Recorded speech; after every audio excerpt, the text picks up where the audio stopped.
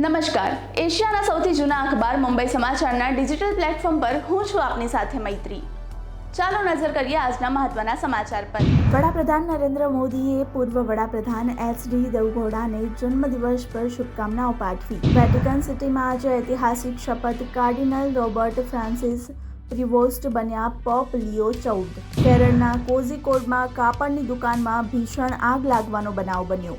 ગાંધીનગર ખાતે મહિલા અને બાળ વિકાસ મંત્રી ભાનુબેન બાબરિયાના અધ્યક્ષસ્થાને મહિલા સંમેલન યોજાયું। રાજકોટના ધોરાજીમાં દેશભક્તિનો માહોલ, હજારો લોકો તિરંગા યાત્રામાં ઉમટ્યા।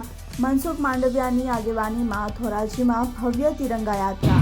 સાણંદ ખાતે ભારતીય સેનાના અપ્રતિમ શૌર્ય અને પરાક્રમ ઓપરેશન સિંદૂરને બિરદાવવા યોજાયેલી તિરંગા યાત્રામાં અમિત શાહ જોડાયા। રાજ્યમાં આગામી દિવસોમાં છૂટાછવાયા વરસાદની આગાહી। આજે સૌરાષ્ટ્ર તેમજ સાબરકાંઠા, અરવલ્લી, પંચમહાલ, દાહોદ અને મહીસાગર સહિતના અન્ય 13 જિલ્લામાં ગાજવીજ સાથે વરસાદની આગાહી। અમદાવાદના જમાલપુરમાં 700 વર્ષ જૂના પૌરાણિક ત્રિકમજી મંદિરની જમીન પચાવી પાડવાનું કાવતરું સામે આવ્યું।